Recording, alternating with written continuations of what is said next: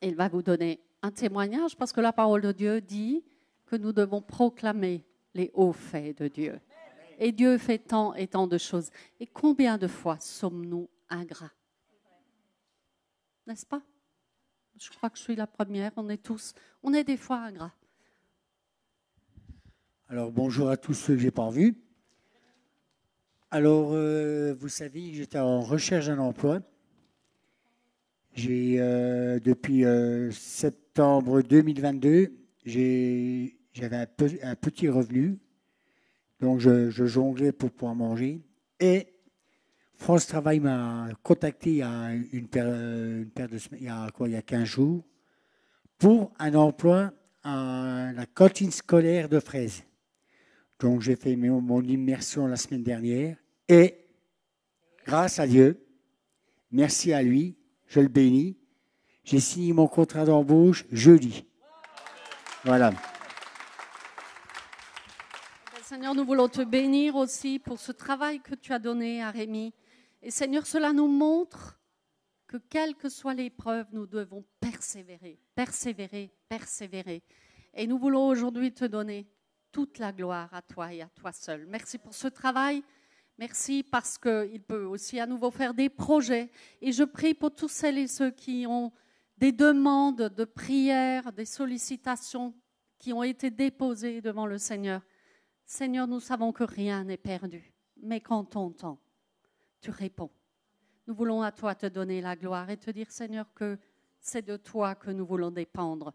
Nous ne voulons pas dépendre de nos forces, de nous-mêmes, mais nous voulons toujours rester dépendants de toi.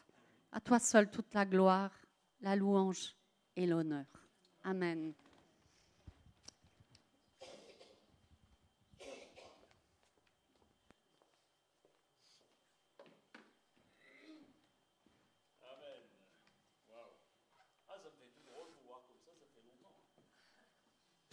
Ça me fait tout drôle de vous voir de nouveau du haut d'ici. Alors, je vous vois de là-bas, mais ici, c'est mieux. Hein. Vous allez bien? Bon, moi, je vais essayer de prêcher un message fort. Priez, merci pour vos prières aussi, parce que c'est vrai que voilà, je me dis à chaque jour, peut-être, je n'aurais peut-être plus pu être là, tout simplement. Vous m'auriez manqué, hein. En attendant. En attendant. Alléluia. Avant de commencer mon message, Fabienne vous l'a dit, donc j'aimerais juste prier et remettre l'offrande aujourd'hui. Donc c'est un dimanche spécial. L'offrande qui va être donnée sera pour la mission. On le fait une fois, 2 fois par an. Et là, il y a vraiment des besoins, notamment à Madagascar, où c'est assez compliqué en ce moment, et il y a vraiment des besoins. On a déjà financé récemment un bus pour que les institutrices puissent être cherchées pour l'école. Vous savez qu'on soutient cette mission. Il y a plusieurs églises, une 50aine d'églises qui sont dispatchées dans le pays, et donc le pasteur Georges, qui est le fondateur, qui est l'apôtre de ces missions. Il n'aime pas qu'on l'appelle comme ça, mais c'est comme une réalité. Ils ont organisé une pastorale et il fallait rassembler tous les pasteurs. Et vous savez, là-bas, tu ne te déplaces pas comme ici, où tu prends le train, tu prends l'avion, tu prends la voiture. C'est souvent à pied. Souvent, les pasteurs font 3 jours de marche pour venir dans une convention. Ils dorment dans l'église, ils viennent avec leur musette, ils ont un bout de pain. Et je l'ai vécu, hein. On était sur place il y a quelques années, j'ai fait ça, j'étais animateur d'un séminaire, c'était... Voilà, et donc là, ils ont rassemblé toutes les églises du Nord et ça a énormément engendré de frais parce que les gens se déplaçaient de loin. Madagascar, c'est un grand pays, hein. Donc voilà, donc il y a eu pas mal de frais, mais également les églises bougent. Il y a vraiment une dimension de foi et ce pays a besoin de Jésus, hein. Ce pays a besoin de Jésus, beaucoup d'occultisme, beaucoup de choses qui se trafiquent, notamment, vous savez qu'il y a le culte des ancêtres là-bas, où je ne vais pas rentrer dans les détails, mais voilà. Donc on voudrait, et nous on les soutient depuis des années, et physiquement, on y a été plusieurs fois, et là ça fait quelques années qu'on n'a pas pu y aller, depuis 2019, avec le Covid et tout ça. Mais notre cœur est aussi avec eux. Hein. Donc, je voudrais vraiment j'ai juste ce psaume 112, verset 3, qui nous parle qu'il y a dans la maison, verset 3, il dit « Il y a dans sa maison bien-être et richesse ». Est-ce que dans nos maisons, ici, on a bien-être et richesse? Vous savez, quand vous allez là-bas, on leur a financé l'année dernière la toiture, parce que pendant 3 ans, ils avaient des bâches. Donc ici, notre toiture, elle est cassée, on le sait, mais ça va être réparé. Mais on est à l'abri quand même. Mais eux, il y avait des trous. Voilà. Donc, on leur a financé cette toiture. Il y a dans la maison bien-être et richesse, et sa justice subsiste à jamais. Donc aujourd'hui, je veux proclamer qu'il y a des gens généreux ici. Il y a richesse et bien-être. Et nous voulons ne pas être égoïstes, nous voulons le donner, nous voulons partager. Il y a quelqu'un a dit « J'aime donner, que l'or et les richesses soient toujours dans ma maison ». Est-ce qu'on pourrait se lever? Je voudrais prier pour la mission Madagascar, mais aussi pour une pensée pour Beersheba au Sénégal, où là-bas on a nos amis qui étaient dans notre église, Alain et Karine, certains se souviennent d'eux encore, ils sont partis pour quelques jours, quelques mois, aider là-bas la mission dans des travaux et aussi l'infirmerie. Donc on a une pensée pour eux, ils y sont arrivés hier, ils ont eu un accident de voiture, tout de suite, voilà, c'est...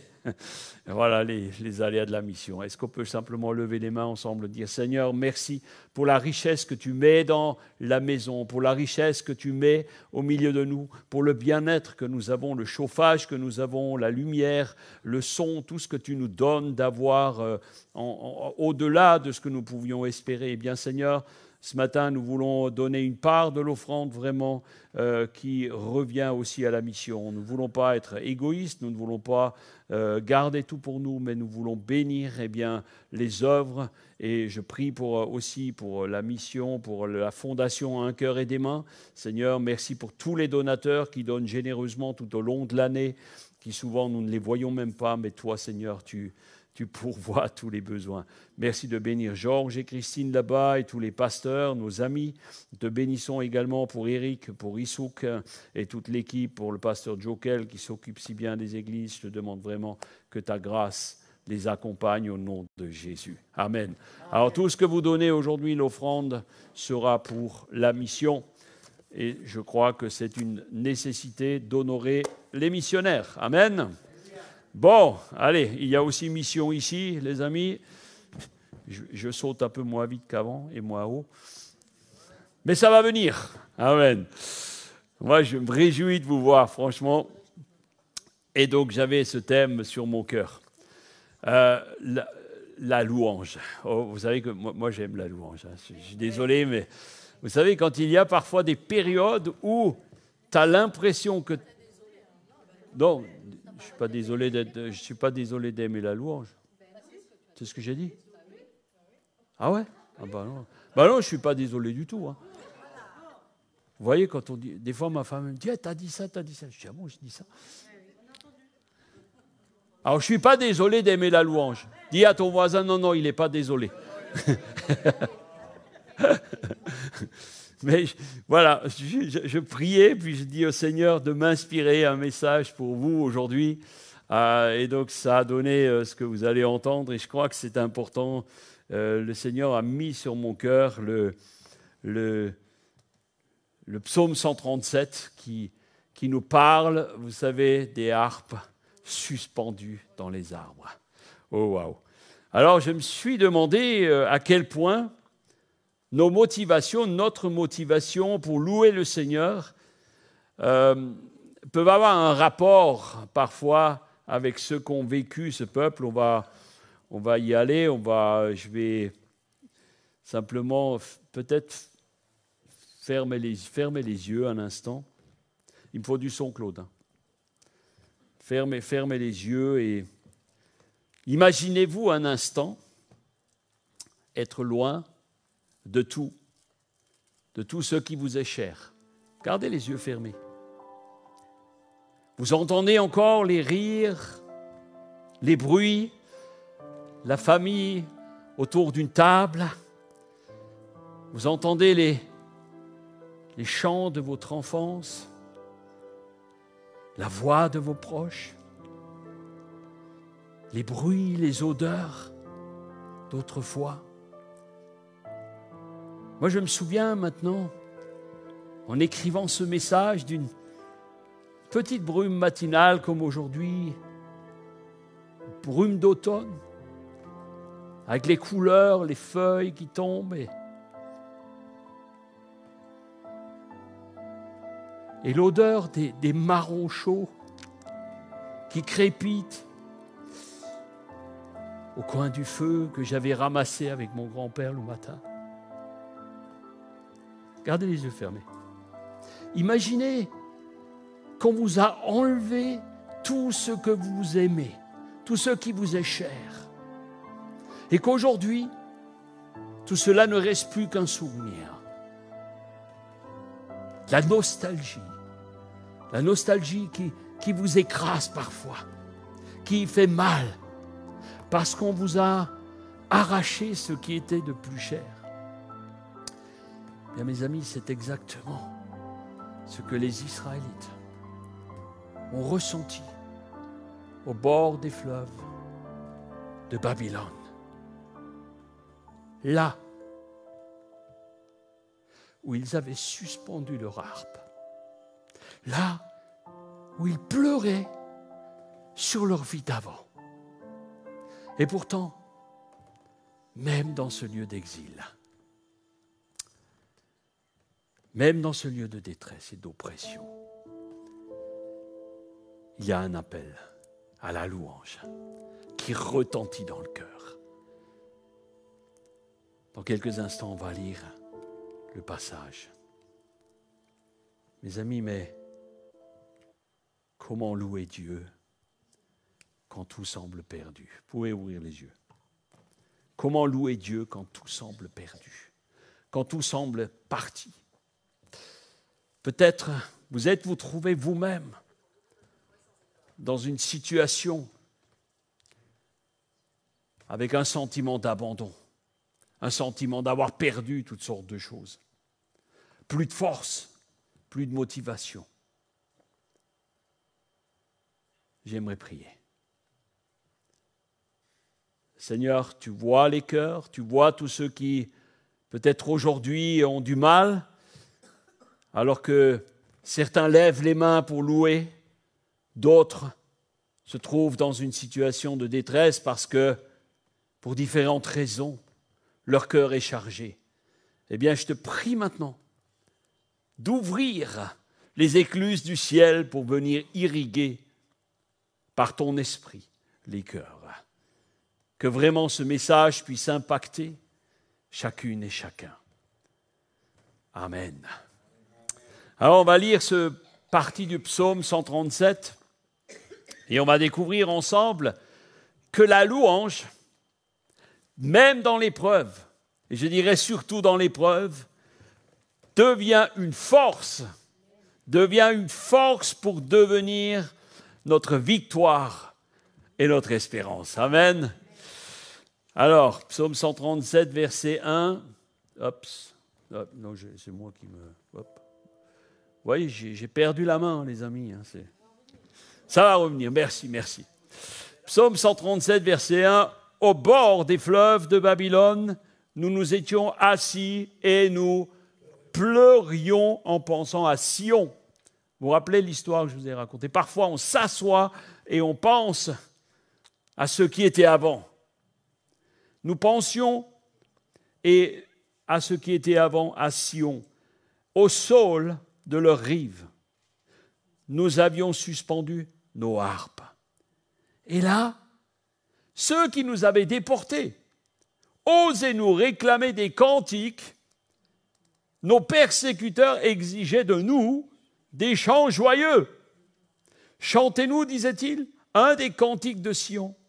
Mais comment pourrions-nous chanter un cantique du Seigneur sur une terre étrangère. Vous vous rappelez de cette chanson qui... Eh oui, c'était un disco, et c'est le psaume 137. By the river of Babylon. Sur les bords du fleuve de Babylone, nous étions assis. Nous étions assis.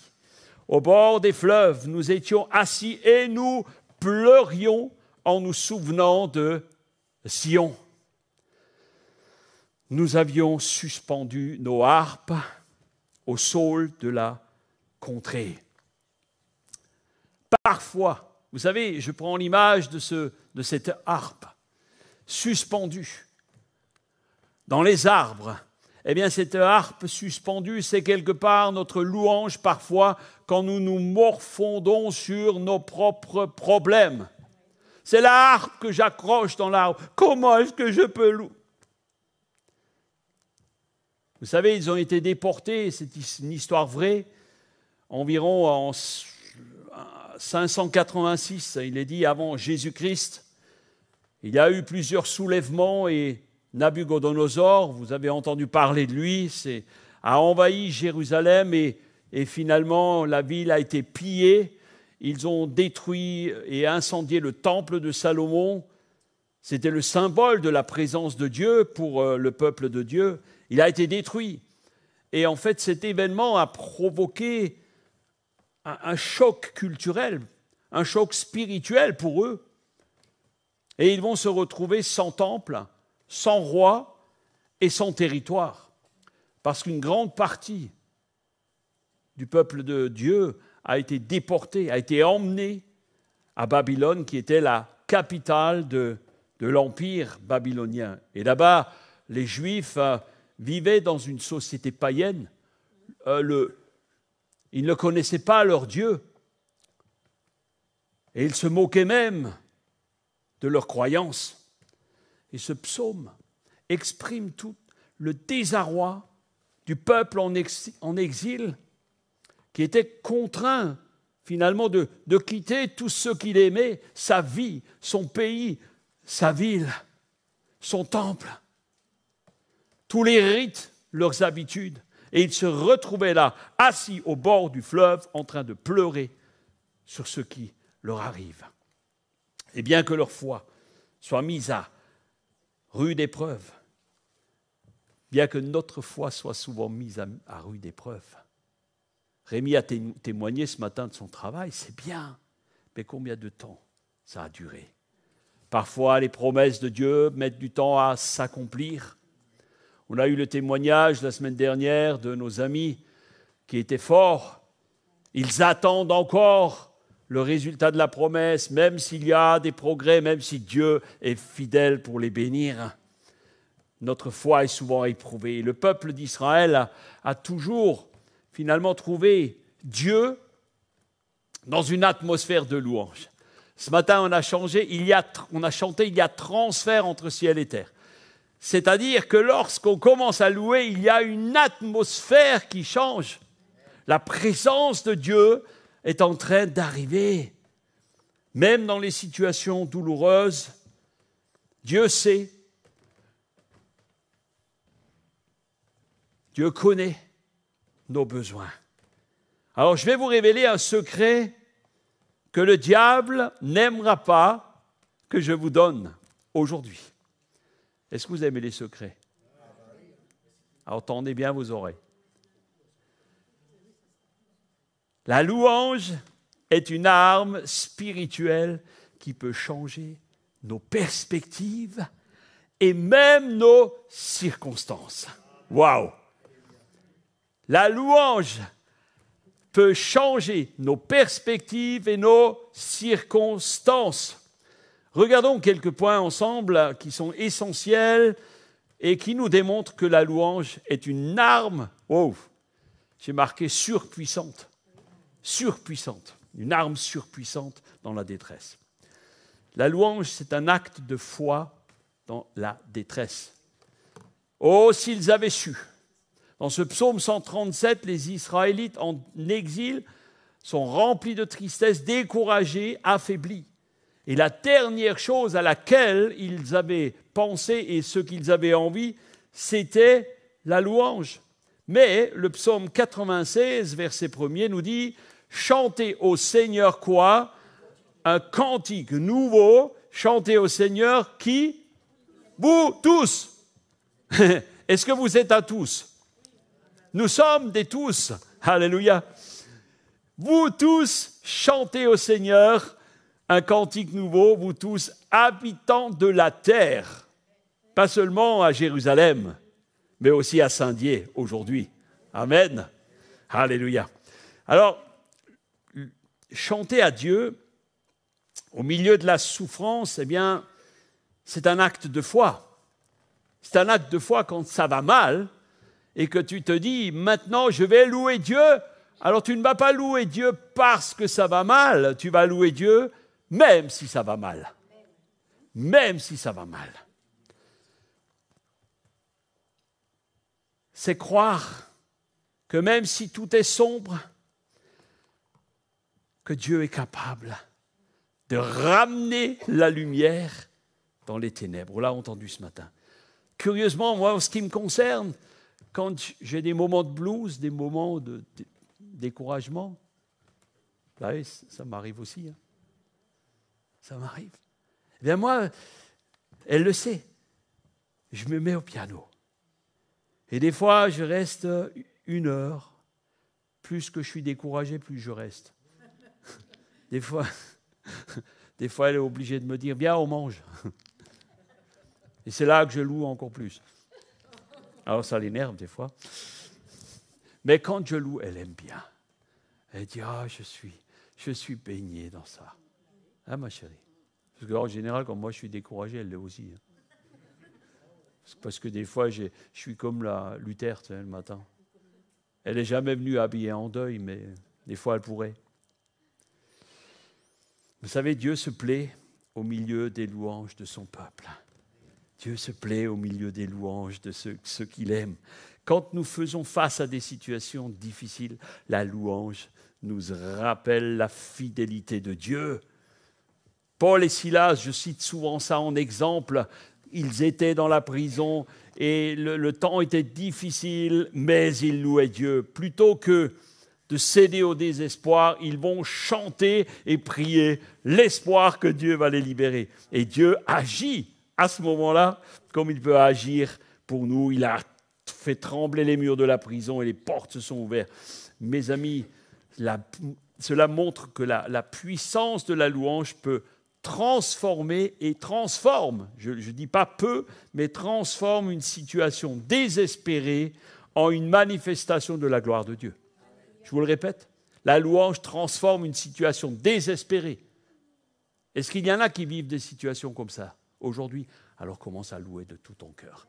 Parce que les situations désespérées sont transformées et la manifestation de la gloire de Dieu se fait. Vous savez, la louange est une arme contre Satan.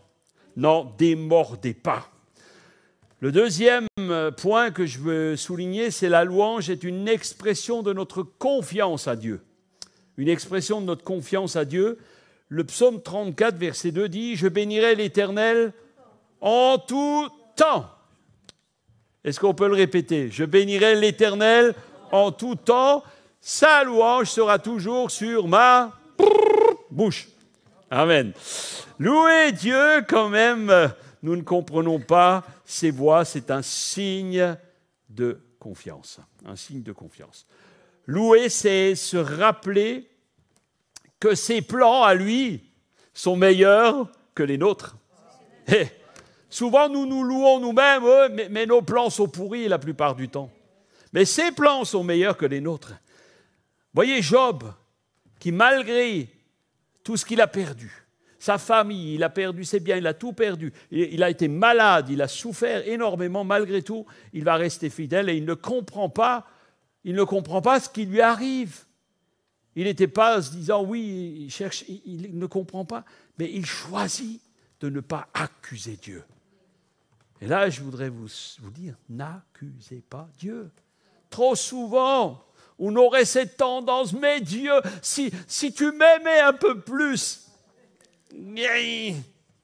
N'accusez pas Dieu. Job ne l'a pas accusé. Sa louange persiste malgré les épreuves et il va dire au verset 21 du chapitre 1er, l'Éternel, alors qu'il a tout perdu, l'Éternel a donné, l'Éternel a ôté, l'Éternel a donné, l'Éternel a repris. Et il va dire quoi? Que le nom de l'Éternel... Ouf! Est-ce que tu dis l'Éternel a donné? Alléluia, merci Seigneur, tu as donné. Mais quand l'Éternel a ôté, est-ce que tu es toujours là en train de dire que le nom de l'Éternel soit béni? Parfois tu vas dire ouais, que le nom de l'Éternel soit béni. On est comme ça, dans nos épreuves, dans l'abandon, la maladie. Je veux vous inviter à continuer à louer Dieu, même quand tout semble perdu, parce que les voies du Seigneur sont différentes des nôtres. Les voies du Seigneur sont impénétrables et nous passons souvent ou parfois par des vallées de l'ombre. Je ne dis pas forcément de la mort, mais des vallées de l'ombre. Et j'ai une bonne nouvelle pour vous. Dieu a des yeux de chat. Il voit même dans les ténèbres. Il voit même dans l'ombre. Dieu a des yeux de chat. Il voit tout. Alléluia. Amen. La louange, mes amis, c'est une déclaration de foi et de confiance envers Dieu.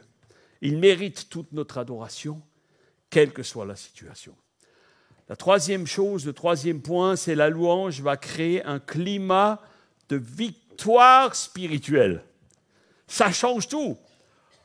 Le moment où tu vas louer Dieu va créer une atmosphère et favoriser la victoire. Regardez, 2 Chroniques, je vous ai déjà raconté ça, mais ça fait du bien de le réentendre. 2 Chroniques 20, verset 17. Vous n'aurez point à combattre, Dieu va dire à Josaphat, vous n'aurez point à combattre, présentez-vous, restez là, et vous verrez la délivrance que l'Éternel va vous accorder. La louange, mes amis, change l'atmosphère spirituelle autour de nous. Lorsque nous louons Dieu, nous laissons le Saint-Esprit agir. On l'a chanté tout à l'heure. Le Saint-Esprit est là. L'atmosphère change. Quand il descend, l'atmosphère change. Le transfert entre le ciel et la terre se fait. Et dans ce passage, il est question, Josaphat, le roi, avait été confronté à une armée énorme, beaucoup plus grande que la sienne, une armée hostile, armée jusqu'aux dents pour détruire le royaume. Et au lieu d'envoyer des guerriers, les meilleurs, bien équipés, au premier rang, il va envoyer quoi? Il va envoyer des chanteurs. Il va envoyer des chanteurs pour louer Dieu. Comme ce matin. Ce matin, vous êtes des chanteurs du Seigneur. Alléluia. La Bible parle souvent que nous sommes une armée. L'armée de Dieu. Vous êtes les chanteurs du Seigneur. Dieu ne nous envoie pas avec des épées, avec des canons, des fusils, des kalachnikovs ou je ne sais quoi. Il nous envoie, avec la louange. Alléluia. Moi, je préfère, franchement. Mais vous savez quoi? La louange, ça peut faire plus de morts dans le camp ennemi que n'importe quelle arme spécialisée, honnêtement. Josaphat obéit au Seigneur. Il envoie... Vous savez, ça ne devait pas être facile pour lui. Il y a une armée, je crois qu'ils étaient 3 fois ou 5 fois plus nombreuses que la sienne. Et là, il va dire, bon, les chanteurs, allez-y. Je ne sais pas, moi, si je suis chanteur. Mais tu vas parce que l'Éternel te dit, waouh, tu loues Dieu et c'est Dieu qui marche devant toi. Comme David, lorsqu'il a combattu contre Goliath. Josaphat, il n'a pas fait l'inventaire ou la revue de son armée. Il n'a pas fait l'inventaire des meilleurs hommes qu'il avait. Non, il envoie les chanteurs. Et le résultat, c'est quoi? Le résultat, c'est que l'ennemi est confondu. Ils vont se tirer dans les pattes, ils vont se battre entre eux. Et la louange était la victoire qui a été obtenue à travers l'obéissance. Et il y a eu un ciel ouvert, des portes de la victoire ont été miraculeuses. Et vous savez, la louange, c'est l'arme la plus efficace contre le diable, exactement comme cela s'est passé. Alors, que cela, j'aimerais dire, que cela devienne notre réflexe. Que cela devienne notre réflexe en tant qu'enfant de Dieu, face à la peur, face à la vallée de l'ombre, face aux difficultés. Que cela devienne notre style de vie, que cela devienne notre réflexe de louer Dieu. Alors, frères et sœurs, tu traverses une période difficile. Loue-le, loue-le, louons-le encore. Au lieu de te plaindre, au lieu d'être là en train de gna gna gna gna gna, ça va pas, je loue Dieu. Au lieu de pleurnicher, que la louange devienne une réponse instinctive et je dirais un style de réplique naturelle aux attaques du diable. Est-ce que vous êtes prêts à faire ça? Quand ça ne va pas, je loue. Quand ça ne va pas, je loue. Dis avec moi, quand ça ne va pas, je loue. Alléluia, la vie est dure, mais nous avons besoin de renouveler nos forces jour après jour. Et ça m'amène au point 4. La louange renouvelle nos forces et notre espérance. Alléluia. Ésaïe 40, verset 31, il nous dit, mais, dites avec moi, mais, vous le faites bien, on dirait un troupeau de chèvres. Alléluia. Mais, ceux qui se confient en l'Éternel renouvellent leurs forces. Ils prennent leur envol comme de jeunes aigles. Alléluia. Amen. Alors, se confier en l'Éternel, c'est une manière de le louer. Vous savez, parfois, on pense que la louange, c'est juste chanter. Non, non, non. C'est pas juste chanter. La louange, c'est être reconnaissant. C'est une façon active de montrer que nous espérons encore contre toute attente. Se confier en Dieu, surtout dans l'adversité, c'est une marque de louange qui surpasse nos circonstances. Et cela nous montre, au final, que notre adoration ne dépend pas de ce que nous recevons, mais de qui est Dieu. Je le redis, notre louange ne dépend pas de ce que nous recevons, ce que nous avons, ce que nous possédons, mais elle dépend de qui est Dieu. En plaçant notre confiance en lui, au milieu des difficultés, nous affirmons que sa présence est suffisante pour nous combler. Se confier en Dieu dans l'épreuve, c'est une forme de louange pure et puissante, car elle est fondée non sur les circonstances, mais sur l'amour et la grandeur de Dieu. La louange nous fortifie. Dans ces moments de détresse, le roi David va composer ses meilleurs psaumes, ses plus beaux psaumes, dans les moments de détresse.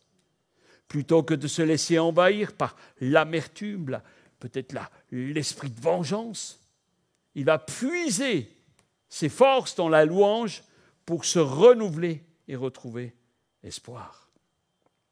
Je vous encourage à prendre chaque jour un temps de louange. Peut-être commencer à prier, Seigneur, je te loue. Peut-être vous pouvez chanter un chant, petit chant, dire merci Seigneur. Merci d'un cœur reconnaissant. Merci au Seigneur 3 fois saint. Voilà. Alléluia. Et particulièrement lorsque vos forces vous abandonnent. Mais ceux qui se confient en l'Éternel, dans ces moments-là, laissez la louange remplir vos cœurs. Et le Seigneur promet de renouveler toutes vos forces. Il en est de même individuellement, mais aussi en ce qui concerne la communauté. Ce que nous avons fait ce matin, la louange unit le corps de Christ, même dans l'adversité. Eh oui, le psaume 150, verset 1er dit « Louez l'Éternel, louez le Dieu dans son sanctuaire. Et là, c'est conjugué, hein, c'est pour tout le monde. Louer ensemble, ce n'est pas une seule personne. Et le psaume 107, verset 8 dit « Qu'il loue l'Éternel pour sa bonté et pour ses merveilles en faveur des fils de l'homme. » Qu'il loue, que vous louiez, que nous louions ensemble. Quand l'Église loue ensemble, waouh! Moi je dis quand l'Église loue ensemble, c'est une force extraordinaire, une arme puissante. Et j'aimerais vous le rappeler, l'Église vie chrétienne, je le dis assez souvent, est une Église qui est vraiment à la base née dans la louange. C'est né dans la louange. C'est notre ADN. C'est notre ADN. Et je me bats, et nous nous battons pour que cela puisse rester. Parce que Dieu se plaît dans la louange de son peuple. Alléluia. Dieu se plaît dans la louange de son peuple. Alors pour vous prouver encore plus que la louange, pour Dieu, c'est une arme puissante et offensive, regardez une chose. Lucifer était le chef de la chorale, vous savez, dans le ciel. Il était le chef de la chorale. C'était waouh. Et il avait une équipe impressionnante. Il avait des musiciens, des choristes. Les chants étaient magnifiques. Vous imaginez des myriades qui chantent. Parfois, quand je suis là et je vous entends chanter, c'est comme si j'entends les anges qui chantent avec nous. Amen. Les chants montaient vers le trône de Dieu. Le cœur de Dieu était réjoui de voir son peuple, les anges, les séraphins, tous qui chantaient de tout cœur. Les anges chantaient avec une voix magnifique. Il y avait des trompettes, des violons, des cymbales qui retentissaient jusqu'aux nuées. Ça remplissait le ciel. Et Lucifer était fier. Wow. Il était fier. Hein, il avait son équipe. Wow. Il avait une équipe qui lui obéissait, qui était prêt à servir jour et nuit pour louer le Seigneur. La louange était tellement belle. Et un jour, Lucifer, le diable, chef d'équipe, et là il se dit quand même, waouh, qu'est-ce que c'est beau. Ah, c'est beau, hein. Ah, les amis, il parle aux musiciens, ah, c'est beau, hein.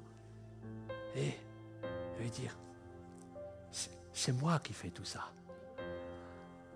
Quand même, hein.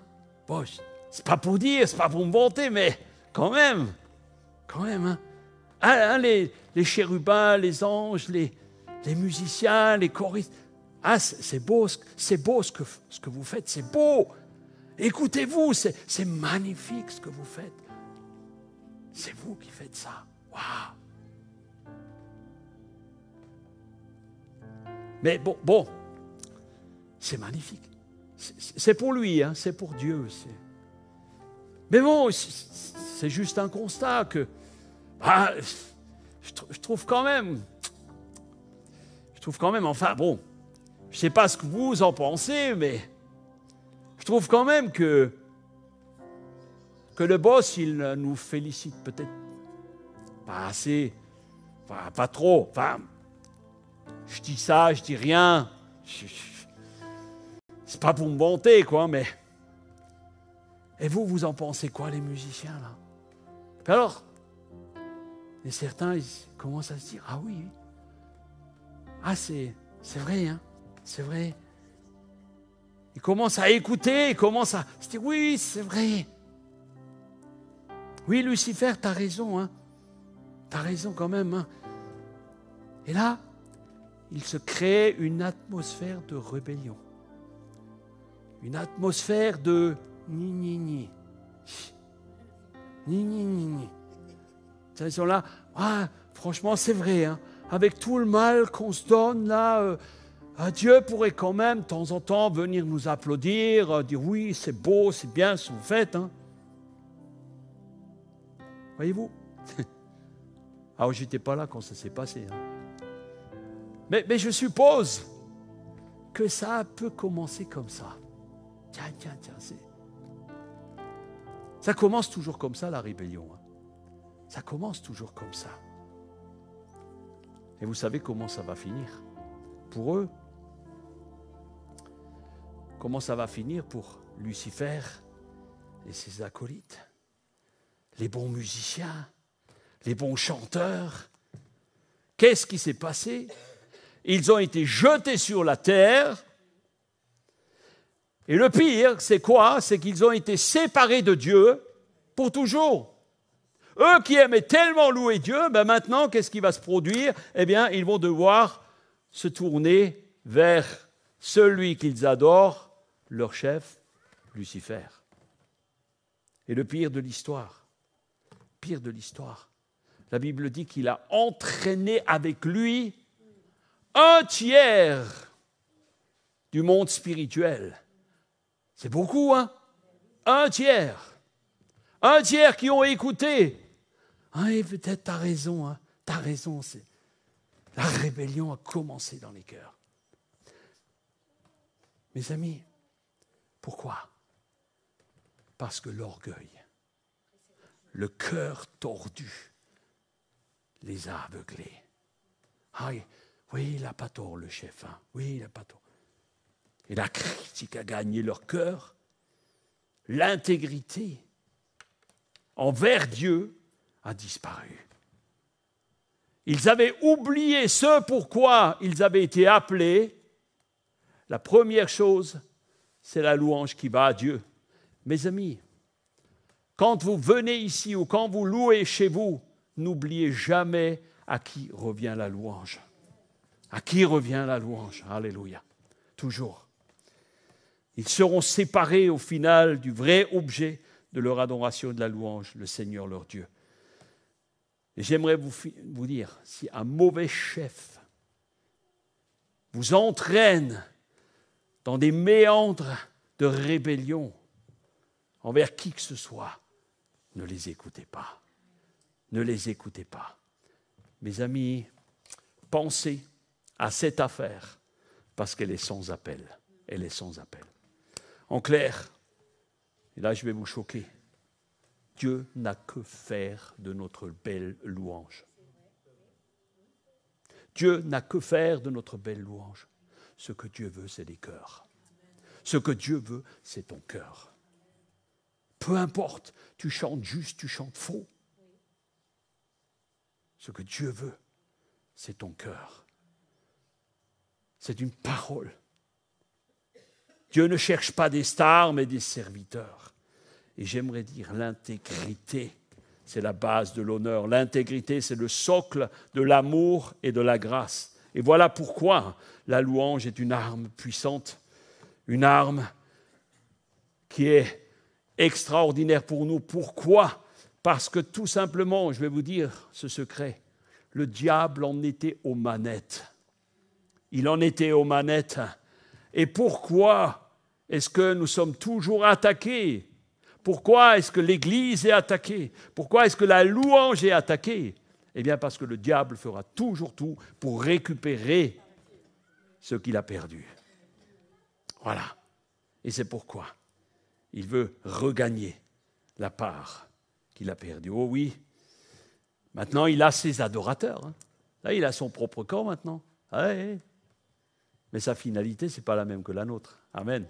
Sa finalité n'est pas la même que la nôtre.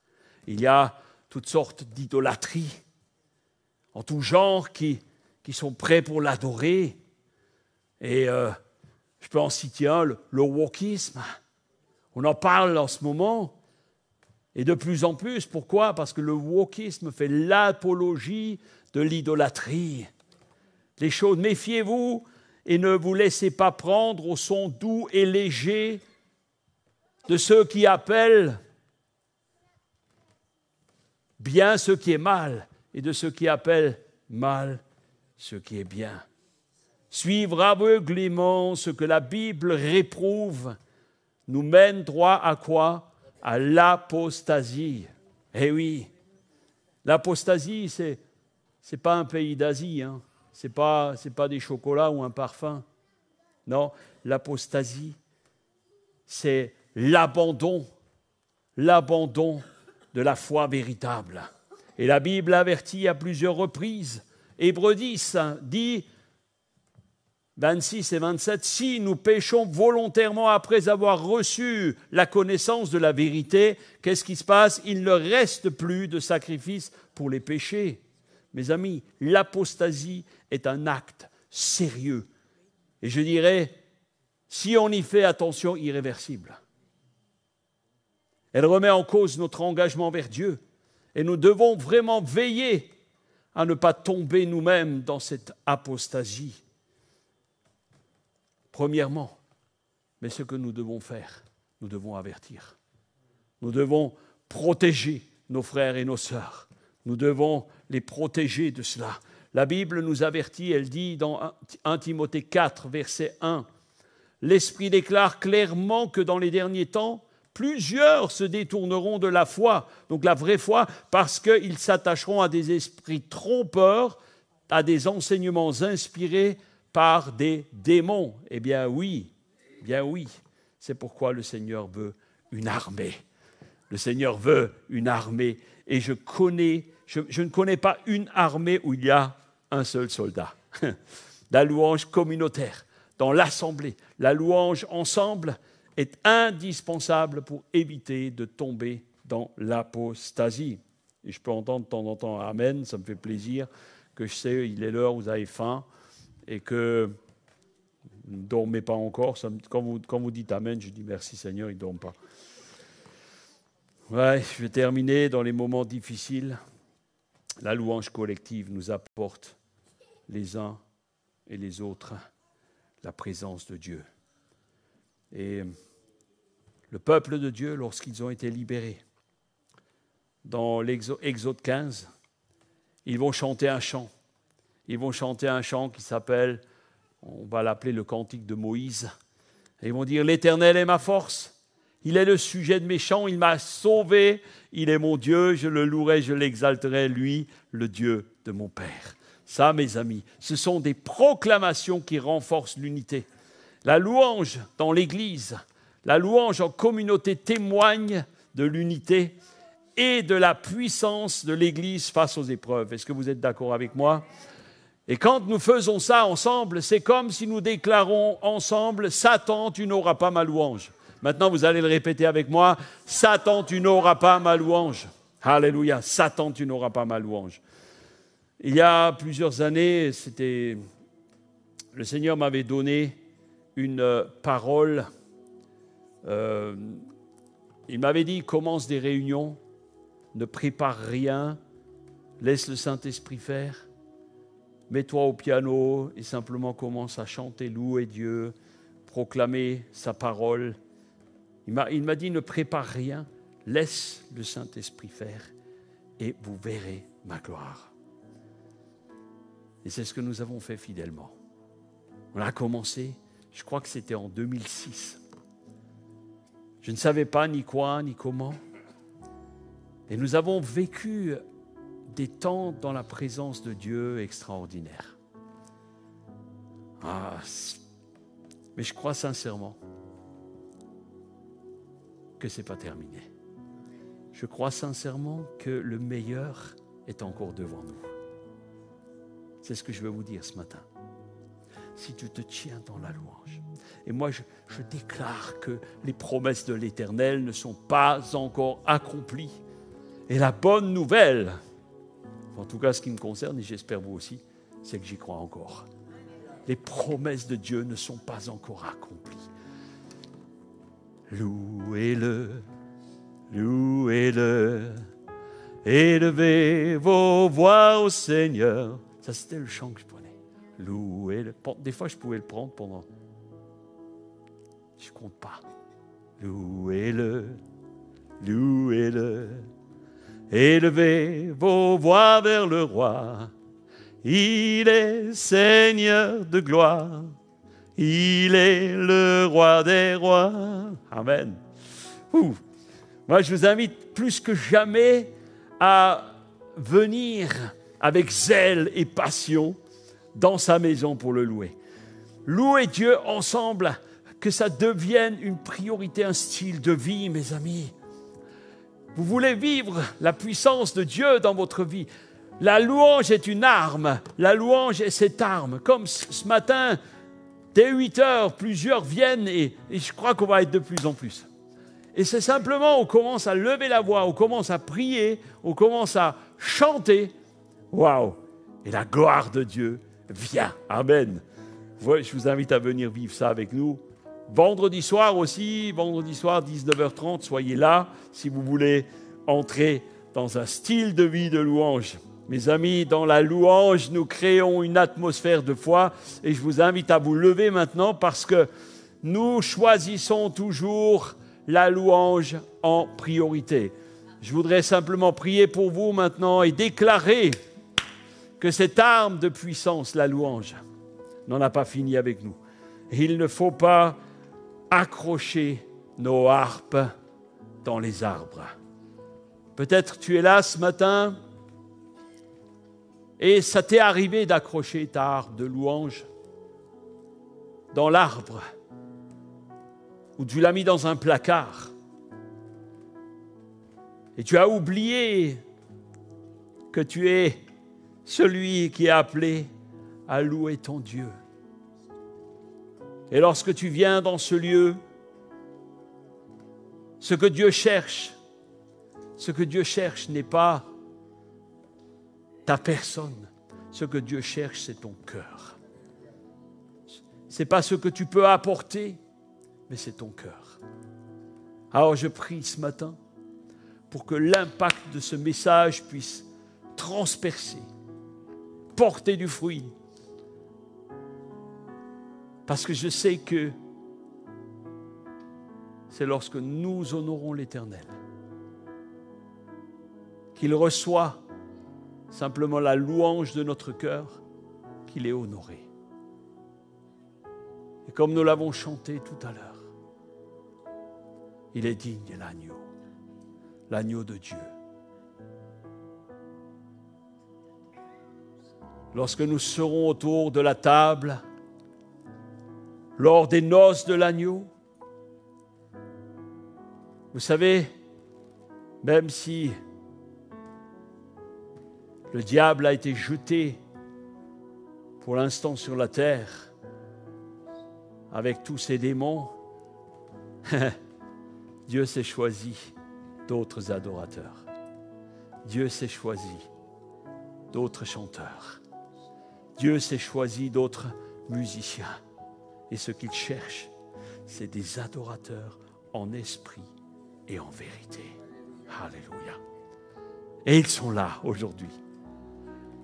Nous sommes, Seigneur, ton peuple. Et ce matin, nous réalisons ô combien et quel privilège nous avons de faire partie de ta sainte chorale. Et nous pouvons chanter Saint, Saint, Saint est le Seigneur. Alléluia. Alléluia. Et nous voulons maintenant simplement lever nos voix en disant merci. Et je vous invite peut-être maintenant à votre place à commencer à dire Seigneur merci ou pardon parce que trop souvent j'oublie de te louer. Je néglige l'adoration. Trop souvent, je mets des priorités sur autre chose et moi le premier, je te demande, Seigneur, pardon ce matin. Kontaraboshi, harikarabasurgo. Alléluia. Le Saint-Esprit est là maintenant. Le Saint-Esprit est là. Il visite les cœurs. Peut-être tu as été interpellé. Et oui, tu es peut-être là et tu as rangé ta louange dans une armoire, un placard. Et le Seigneur te rappelle cela ce matin. Je t'attends, mon enfant. Je t'attends, mon enfant. Alléluia.